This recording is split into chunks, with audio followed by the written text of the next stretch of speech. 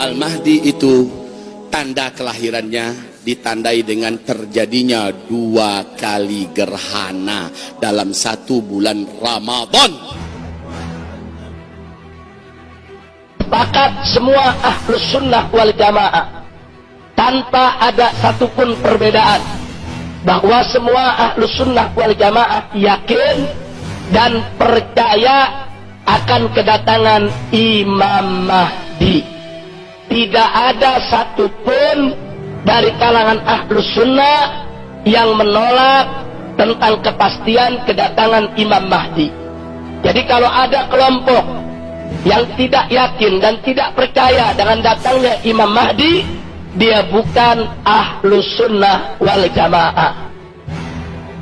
Jazirah Arabia mempersaksikan, dunia menyaksikan, mendengar berita bahwa 1981, saya ulangi tahunnya sama-sama, tahun 1981 dunia telah menyaksikan di Jazirah Arabia terjadi 2 kali gerhana dalam 1 bulan Ramadan. Anehnya 1982 terjadi lagi 2 kali gerhana dalam 1 bulan Ramadan. 2 tahun berturut-turut. Maka tidak sangsi lagi para ulama yang memperhatikan hadis-hadis fitnah akhir zaman bahwa Al-Mahdi telah terlahir di 1981. Jadi Imam Mahdi ini kedatangannya sudah diberitakan oleh Nabi kita Sayyiduna Muhammad sallallahu alaihi wasallam melalui hadis-hadis mutawatir. Hadis yang disampaikan oleh para sahabat, tabi'in, tabi'in dengan jumlah yang banyak sampai kepada kita, sehingga tidak pantas lagi untuk diragukan kesahihannya karena derajatnya sudah mencapai tingkat tawatur. Nah, kemudian yang kedua, masih soal Imam Mahdi. Yang menjadi keyakinan ahlus sunnah adalah sepakat bahwa Imam Mahdi merupakan dzurriyyah Nabi kita Sayyiduna Muhammad sallallahu alaihi wasallam. Jika dia dibaiat di depan Ka'bah di usia 40 tahun, di hadis yang lain mendekati 40 tahun, sekarang tahun berapa? 2018. Maka maknanya secara hitungan tahun Masehi, usia lelaki keturunan kandung Rasulullah ini akan memimpin kita kelak secara hitungan Masehi sudah 37 tahun. Betul? Secara Hijriyah beda.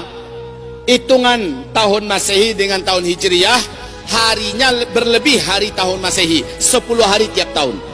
Maka 37 tahun secara Masehi artinya dikalikan 10 hari, maknanya 370 hari. Maknanya sudah lebih lagi dari 1 tahun. Secara Hijriyah, usia Sang Al-Mahdi sekarang sudah 38 tahun lebih. Padahal Rasulullah bersabda, dia dibaiat di usia 40 tahun. Di hadis yang lain mendekati 40 tahun. Kalau begitu wajar seandainya di mana-mana kita jadikan di mana-mana gempa, musibah, ribut, gaduh, dan kerajaan Arab Saudi juga Masya Allah. Dan Rasul bersabda, saat Al-Mahdi nanti dibaiat, suasana Arab Saudi ketika itu diselimuti salju. Mana pernah Arab Saudi zaman Nabi ada salju? Bahkan 50 tahun yang lalu belum ada salju di Arab Saudi, bahkan seluruh Arab nggak ada. Baru adanya 2009 salju turun di Arab, betul? Nah, salah satu buktinya adalah ini, di mana Imam Mahdi nanti akan datang dari dzurriyyah Nabi. Jadi kalau ada yang mengatakan dzurriyyah Nabi sudah terputus, kalau ada yang mengatakan hari ini sudah tidak ada lagi dzurriyyah Nabi, lalu dari mana itu Imam Mahdi datangnya? Sementara berdasarkan keyakinan ahlus sunnah wal jamaah yang bersumber dari hadis-hadis yang sahih bahwa Imam Mahdi adalah keturunan daripada Sayyidatuna Fatimatus Zahra radhiyallahu taala anha, yang merupakan putri kesayangan Nabi kita Sayyiduna Muhammad sallallahu alaihi wasallam.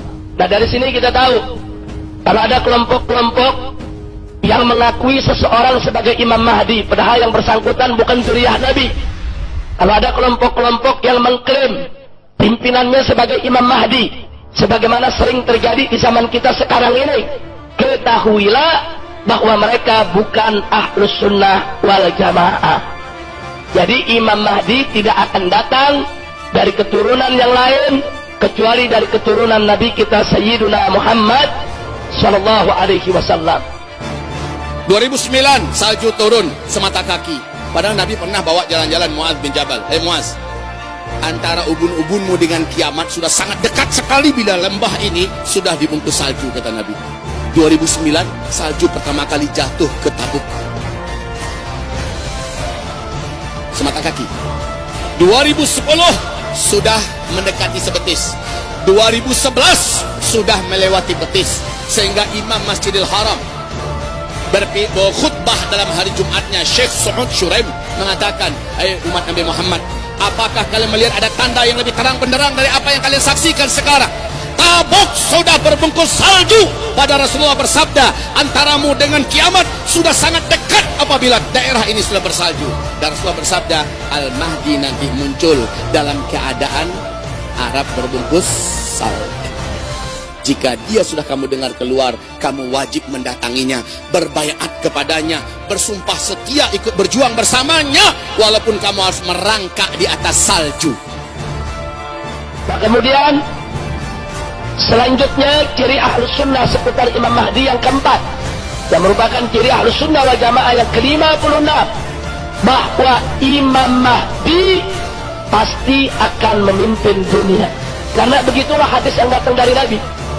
Imam Mahdi itu akan memimpin dunia, akan menegakkan khilafah. Ini suatu kepastian, merupakan dalailun nubuwah.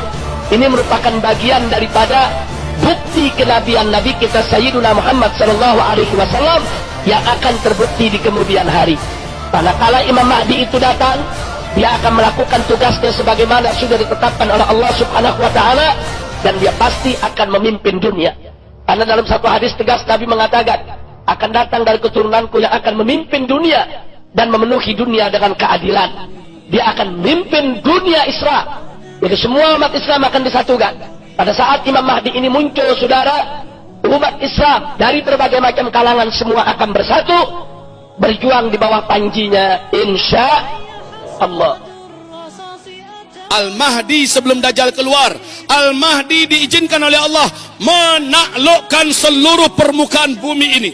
Yang paling pertama ditaklukkan oleh Imam Mahdi nanti adalah Mekah dan Madinah. Penguasa Mekah, Madinah marah dan murka, lalu mengumpulkan semua kekuatan sekutu-sekutunya sejazirah Arabiah dari Bani Kalab. Kemudian mereka menghimpun kekuatan terbesar untuk menyerang Al-Mahdi, berniat membunuh Al-Mahdi dan orang-orang beriman yang bersama Al-Mahdi. Lalu kata Rasulullah, Allah menangkan kalian. Kalau kau suatu saat bertemu dengan Imam Mahdi sesuai dengan ciri yang sudah disampaikan oleh Nabi, dari segi namanya, dari segi keadilannya, dari segi keturunannya, dari segi kepemimpinannya, dan ciri-ciri yang lainnya, walaupun harus merangkak, temui, berikan baiat.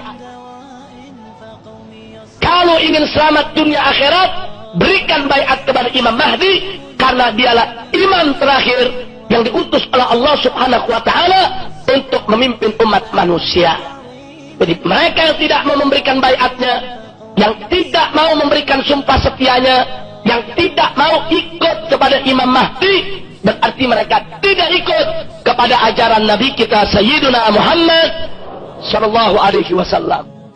Paling pertama ditaklukkan oleh Al-Mahdi setelah Makkah Madinah adalah Jazirah Arabiah. Dengan cepat Jazirah Arabiah kembali ke dalam pangkuan Ustaz, kalau begitu Jazirah Arabiah sekarang ini enggak Islam kah? Islam, tapi hanya sekedar nama. Secara status mereka sekarang, sebenarnya mereka sudah masuk dalam surat Al-Maidah ayat 51. Mereka sengaja memeluk, merangkul, memohon perlindungan, keselamatan, menjadikan orang kepercayaan dan sebagainya. Yahudi